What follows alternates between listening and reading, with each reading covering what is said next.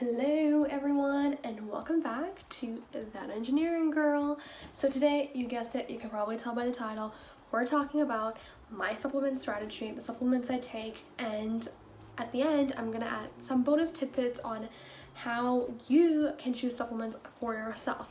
Now, why am I even doing this? Well, over this past year, as I've been battling eczema and understanding how I can support my body better, I've learned a lot, like a ton, about the human body, human biology, how it reacts to different diets, how it reacts to different vitamins, minerals, what different roles different things play in your body, such as like, I don't know, vitamin D versus vitamin B1, for example.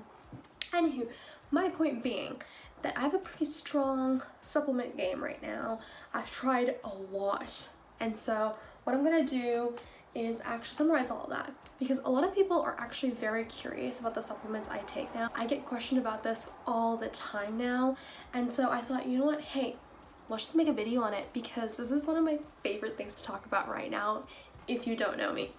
Anywho, so what I'm gonna do is I'm gonna go through, honestly, all the supplements I've tried, and I'm gonna tell you why I decided to take it, what my results were with it, and if I continue to take it. As simple as that. So without further ado, let's get into it. Alright y'all, if you looked at supplements at all, I bet you've guessed what I'm gonna start with. And if you haven't, then you better look into this, because vitamin D, like, this is my soul. Okay, this is my soul. Vitamin D is so incredibly amazing for your body. I won't even bother going over the benefits, because this is not that type of video. I'm just telling you what I take. But if you don't believe me, go do your own research. Understand the critical, and I literally mean critical, role vitamin D plays in your body, and understand how important it is for you to take. Every human being should take vitamin D at this point in our society, civilization, whatever you want to say. And that's because, frankly speaking, I think it's about like 90-80%, some really high percentage of people in this world are vitamin D deficient, and so everyone should be taking a supplement. I took a larger dose than normal because of my eczema, particularly because vitamin D is a huge support for the immune system, among its many other benefits, and so that's why I decided to take it. I've been taking it since, I believe, like November of 2021, so it's been many months now, and you bet I'm going to be taking this for the rest of my life. I'm never letting go of this thing.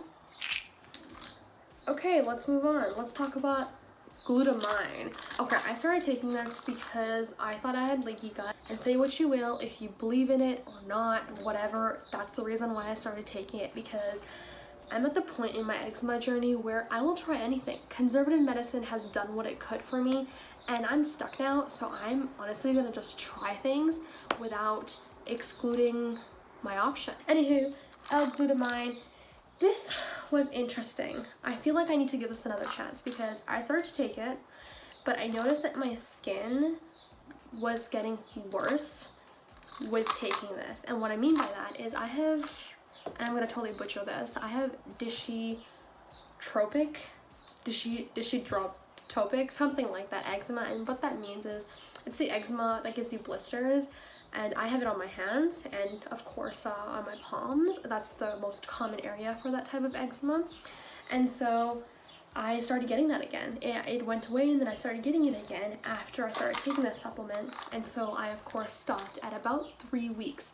However, as I will talk about later, I actually think that was because of candida die-off, which once again, you may or may not believe in, whatever, let's move on.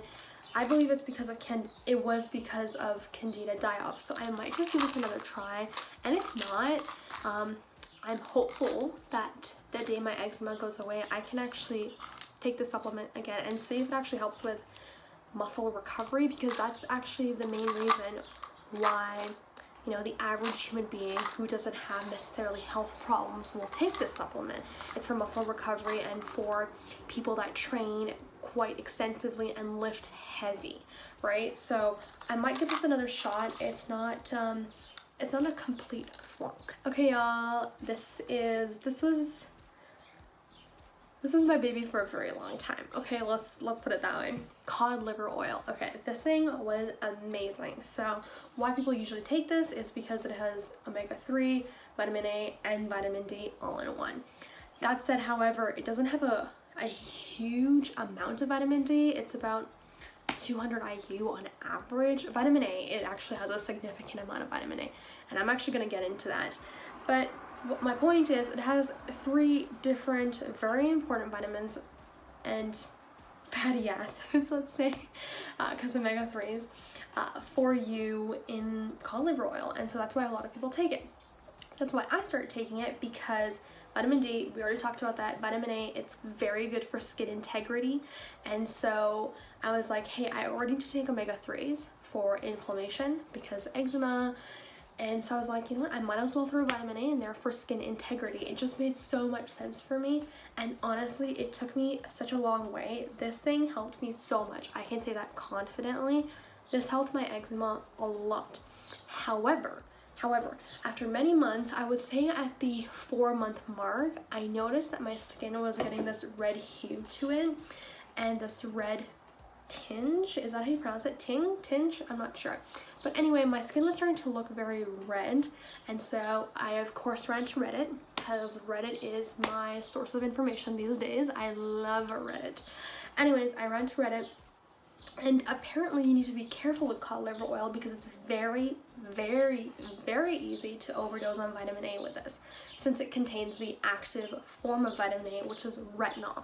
Retinol is the active form, so your body has to absorb it, whereas when you eat vitamin A naturally, or the inactive form of vitamin A, your body decides if it's gonna convert it to retinol or not. Anyways, so when I realized that, I was like, hey, this is probably not a great idea for me anymore. And then, you guessed it, I moved on to the regular old omega-3s. So this served me very, very well, but I had to move on from it. Okay, let's move on. Of course, that was a great gateway to talk about omega-3s, a simple omega-3 supplement. This I've been taking for months at this point, and it's your regular old omega-3s. Be conscious of the source of fish oil, so just make sure you read the label, and look into how much EPA there is, look into how much DPA there is. DPA, DHA, I always get that wrong. Look into the ratio of the two, because the two do different things. For example, for eczema, I believe EPA is better than DPA. They're both super important, but I believe EPA helps more specifically for eczema, and so I kept my eye on getting something that's just a little bit higher in EPA if I could. This is not that much, but at the end of the day, I just wanted omega-3s, specifically because I am not a big seafood eater, and so I needed them anyways, but I needed them especially because of my eczema. And so I of course started taking these after the cod liver oil, and I've been going strong with these, and I believe if I don't have some miracle taste bud changes where I start absolutely loving seafood, which I actually would love to happen, because seafood is so incredibly good for your body. It has so much nutrition in it. I actually really wish I liked seafood, but as I try to like it, until then, I'm going to take omega-3s because they are so good for you, so necessary. Okay, alright, let's talk about vitamin K2 now. I should have actually mentioned this when I was talking about vitamin D, but alas, I'm talking about it now. And so, vitamin K2, search it up if you will. Funny story, when I was talking to my family physician about the supplement that I was taking, he actually didn't know about vitamin K2, so that was a little bit ironic to me, and I loved it, and that's why I'm mentioning it now. But anywho, my point being, I was taking this because I was taking a large dose of vitamin D daily back a few months when I was very vitamin D deficient, and I needed a lot of vitamin D support for my immune system. Anywho, back then I was taking vitamin K2 because what vitamin D does is, I believe it increases calcium. I think it's calcium. It increases calcium absorption. And vitamin K2, what it does, it makes sure that the calcium goes to your bones and doesn't lay in your arteries and stuff, which is actually very dangerous because that ends up clogging your arteries. And so that's why I was taking vitamin K2. I still have obviously a good chunk of this bottle left because at a point I started decreasing my vitamin D dosage. Funny story, I had vitamin D toxicity at a crazy level. Like, I mean, out of this roof. My doctor was like, why on earth are you taking such a high dose of vitamin D? And that's because it's not vitamin D's fault, it's my fault. And that's because vitamin D actually builds up over time in your system. Your body doesn't use it and then it just goes away. No, it builds up. And so you need to constantly be vigilant, and you need to constantly watch yourself and how you're doing, and make sure that you watch out for symptoms of toxicity as a side tip. Anywho, that's why I was saying K2. I still have it. From what I know, this doesn't go bad, so if I do increase my vitamin D dosage at certain points, I'll just throw this in. Alright, let's talk about vitamin C. Now, this is an interesting topic because there's arguments for both sides. A lot of people think that it's like this huge immune system function thingamabobber, and that's actually not a very educated way to put it, or a very eloquent way to put it. So let me actually make that a little bit more educational and say people think the belief is that it's a huge support for your immune system, and I'm not questioning this. I'm sure it is. Vitamin C is very important for you. However, read up on the actual vitamin C supplement, because the supplement style of vitamin C is usually ascorbic acid, and that has its things, let's say. It doesn't have the whole vitamin C cell from my research that exists in nature. So if you go eat oranges, the vitamin C cell, I'm not sure if this is biologically correct, but the vitamin C molecule, whatever you want to call it, has 4 different parts from what I remember. The vitamin C supplement obviously only has one part of that, the vitamin C part of it. Anywho, my point being, I started taking this because I have a pretty severe nickel allergy.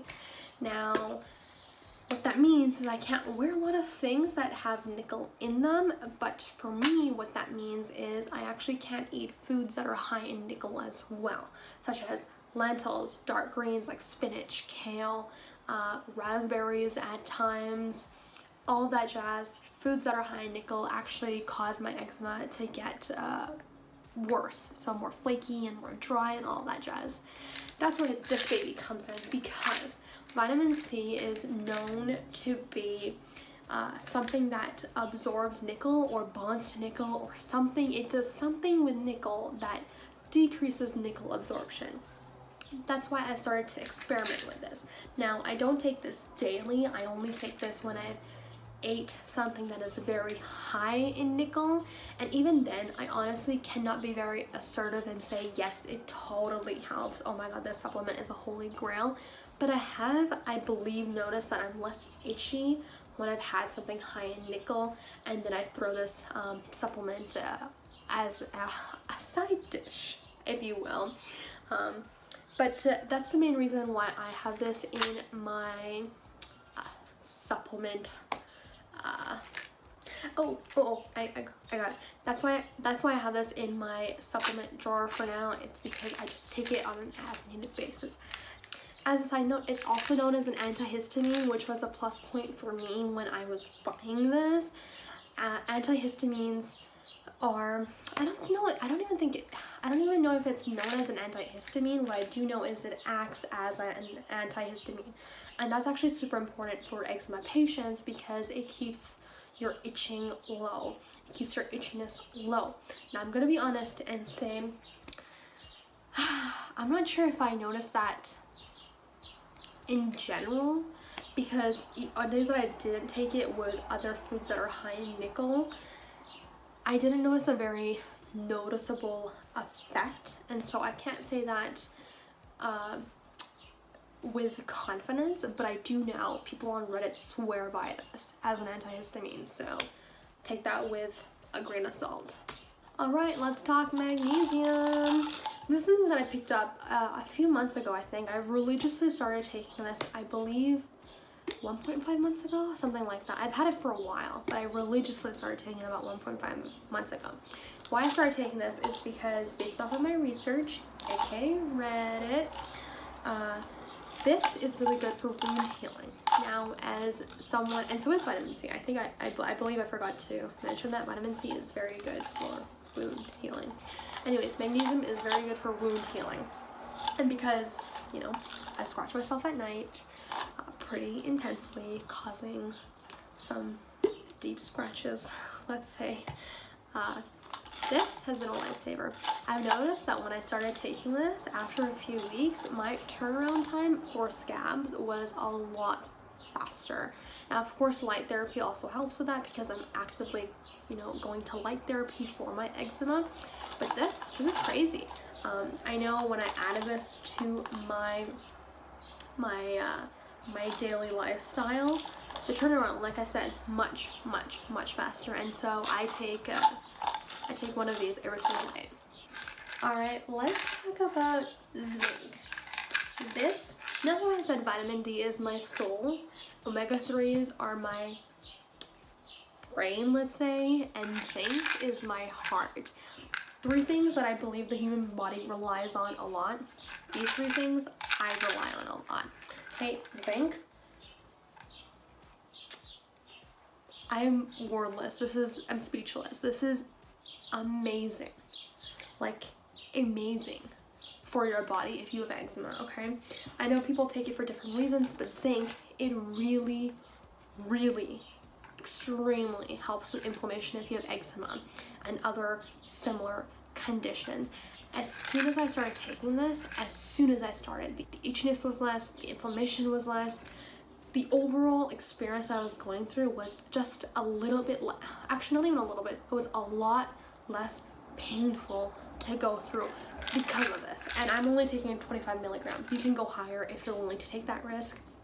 I'm personally a little bit scared to overdose on zinc because you should be taking, the recommended amount is actually quite low, and so I just monitor myself a little bit there.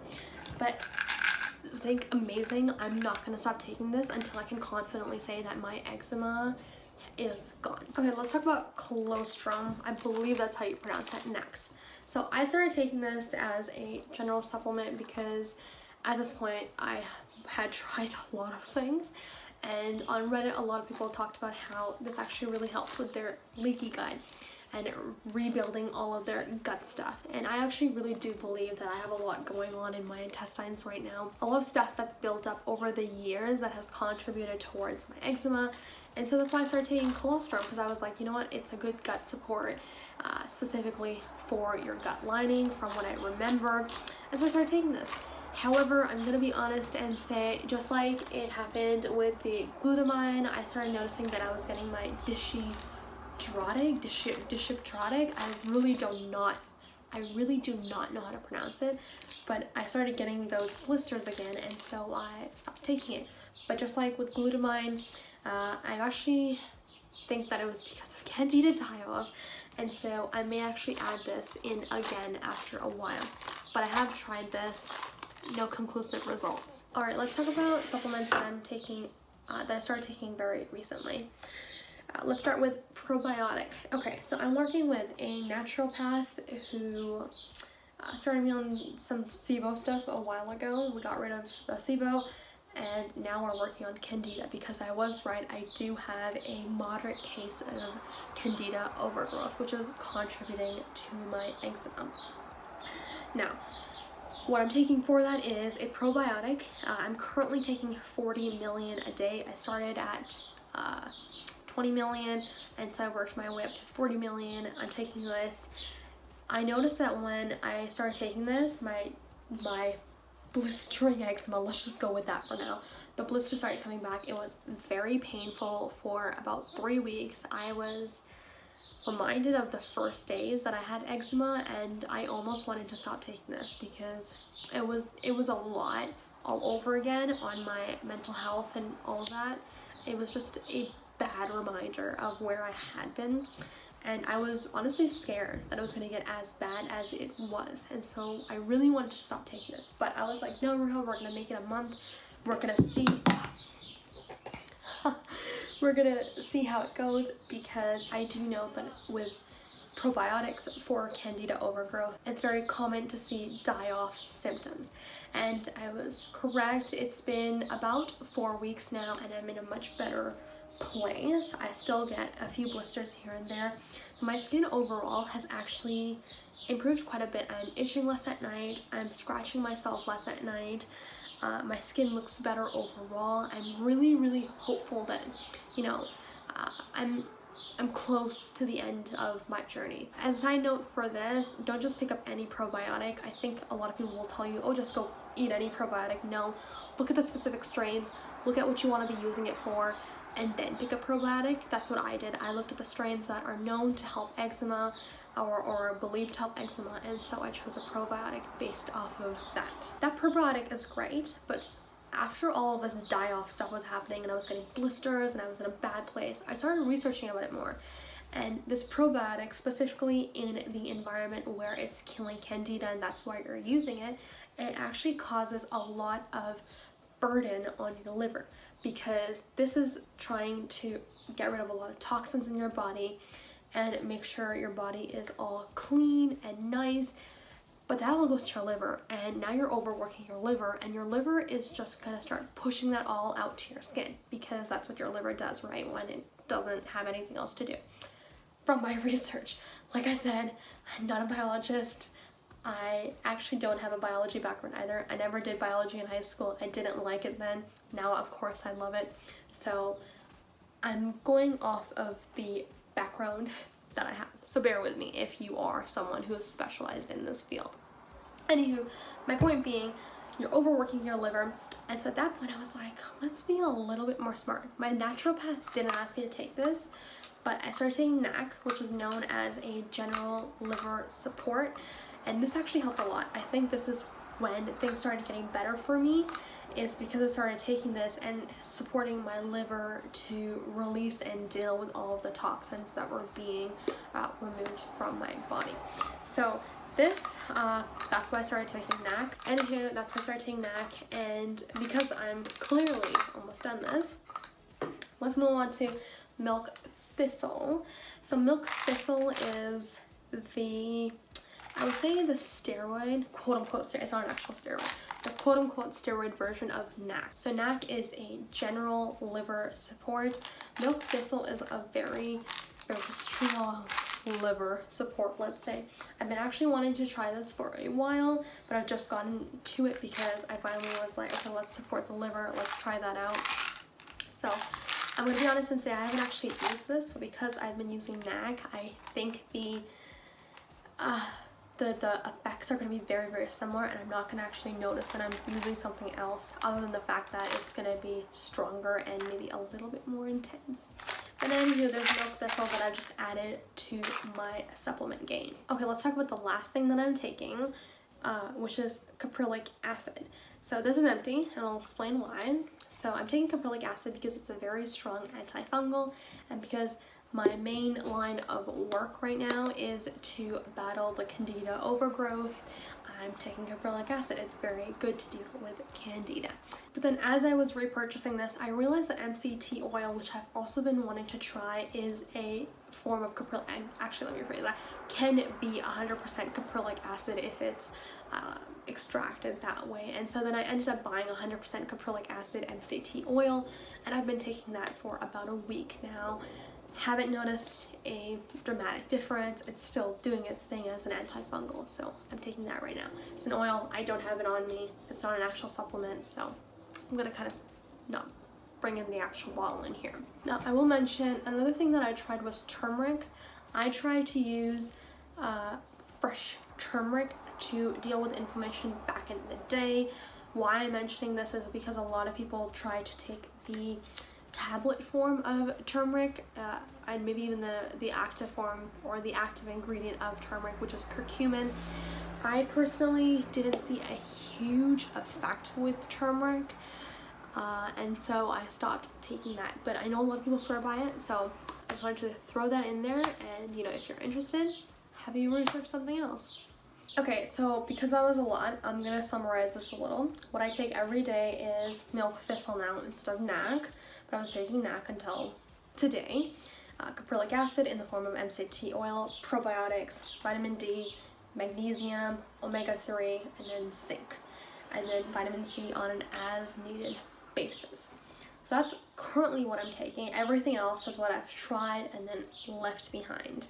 So do with that what you will. Here are my tips on how to choose supplements for yourself. 1, only and only take supplements for things your body actually needs. I'm gonna reiterate something my doctor said that I agree with, and that is a lot of people are taking these multivitamins and just racking up on the supplements when they don't actually need it. Your body is actually incredible. It's so incredible, so interesting. I'm not gonna get into that now, but your body has this incredible way to balance itself. So don't mess with it if you don't need to.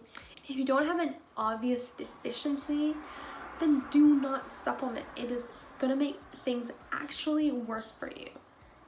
Most likely. That's actually a thing. Either it's not going to do anything for you or it's going to make things worse for you, because your body has a very delicate balance, and when you imbalance vitamins and minerals and phytonutrients, your body's going to react, and most likely not in a good way. 2, once you've decided the supplements that you actually need to try to target certain deficiencies, please make sure that you read the actual compound that you're going to be using.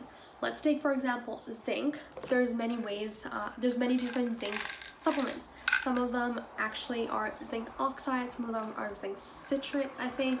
Some of them are zinc glutamate, which is what I use, and that's because it's one of the more bioavailable forms of zinc. Same thing with magnesium. There's different magnesium compounds. I use magnesium bisglycinate. It's one of the more bioavailable supplements that are better for you to target what you're trying to target. Okay, so please research the different compounds. Make sure you understand what you're actually buying, its bioavailability, and really if you're getting the best bang for your buck, honestly. 3, please, for the love of God, please read the ingredients. Don't just pick up a supplement and go like, I'm gonna start taking this. Please do not do that. Make sure you read the ingredients. Make sure that, you know, ideally that the supplement doesn't have lactose, gluten, sugar, any of that jazz. Palm oil, palm kernel oil is very common. I suggest you stay away from that.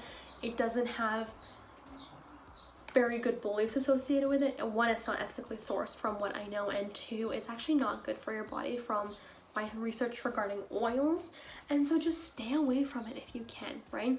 Make sure that there's no unnecessary ingredients in there. If you can choose a supplement that has 5 ingredients, 5 non-medicinal ingredients versus a supplement that has 10 non-medicinal ingredients, I would go for the one with 5 ingredients, because it's less stuff you're putting in your body, less chemicals that you're putting in your body. And 4, my holy grail tip, and I think you might know what I'm gonna say, always